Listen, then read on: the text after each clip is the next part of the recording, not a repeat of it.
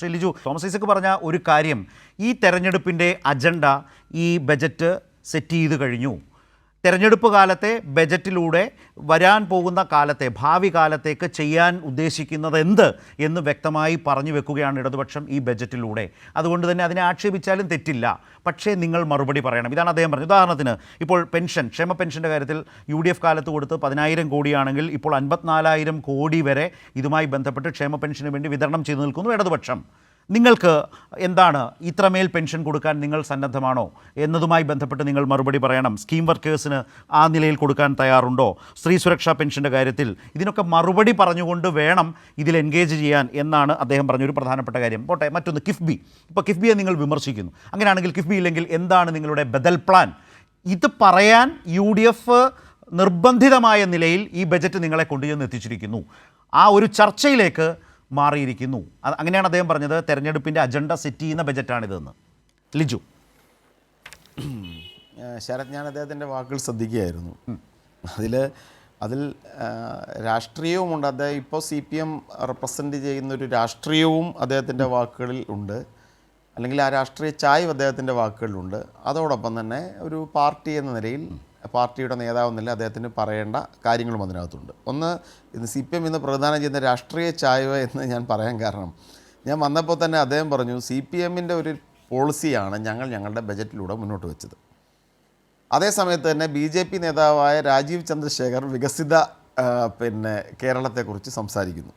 പക്ഷേ കേരളത്തിൽ കോൺഗ്രസിൻ്റെ നേതൃത്വത്തിൻ്റെ ഭാഗത്തു നിന്നും പ്രതിപക്ഷ നേതാവിൻ്റെ ചില വികസിത കേരളം എന്നുള്ള പരാമർശങ്ങൾക്കപ്പുറത്തും മറ്റൊരു വിഷനും മുന്നോട്ട് വെക്കുന്നില്ല.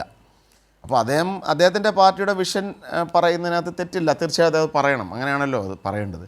പക്ഷേ BJP നേതാവായ ശ്രീ രാജീവ് ചന്ദ്രശേഖർ ഏതെങ്കിലും ഒരു വികസിത ഒരു പ്രോജക്റ്റ്, ഒരു BJPയുടെ എക്കണോമിക് പൊളിറ്റിക്കൽ പ്രോജക്റ്റ് കേരളത്തെ സംബന്ധിക്കുന്ന മുന്നോട്ട് വെച്ചിട്ട് എനിക്കറിയില്ല. വികസനം എന്നൊക്കെ പറഞ്ഞിട്ടുണ്ടാവാം. അപ്പോൾ ഞങ്ങളുടെ ഒരു തെരഞ്ഞെടുപ്പ് മാനിഫെസ്റ്റോ പുറത്തിറങ്ങുന്നതിന് മുമ്പാകെ ഞങ്ങളുടെ പ്രതിപക്ഷ നേതാവ് നികുതി പിരിവിൽ നിങ്ങളുടെ വീഴ്ചയെക്കുറിച്ച് പറഞ്ഞു.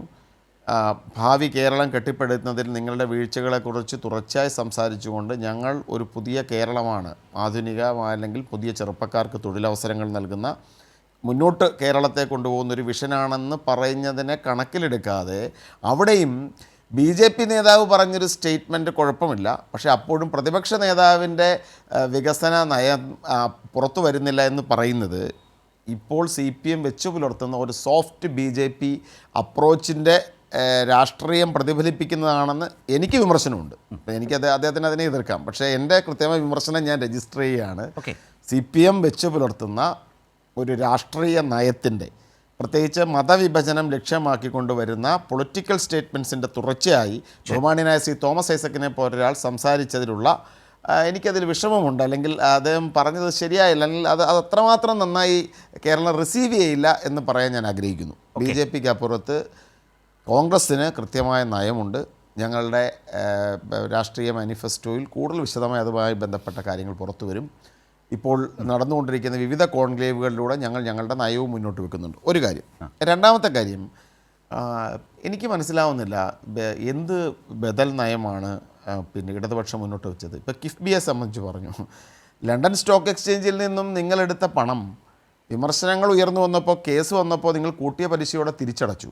കിഫ്ബി ഒരു വെഹിക്കിൾ, എക്കണോമിക് വെഹിക്കിൾ എന്ന നിലയിൽ വായ്പകൾ തരപ്പെടുത്തപ്പോൾ കേരളത്തിലെ ഇന്ധന സെസ് കിഫ്ബി അക്കൗണ്ടിലേക്ക് പോകുന്നു. അതിനപ്പുറത്ത് വിവിധ ധനകാര്യ ഏജൻസികളിൽ നിന്നും പണം കടമെടുക്കുക എന്നതിനപ്പുറത്ത് മറ്റെന്തെങ്കിലും വികസന മോഡൽ കിഫ്ബി റെപ്രസെൻ്റ് ചെയ്യുന്നുണ്ടെന്ന് എനിക്ക് തോന്നുന്നില്ല.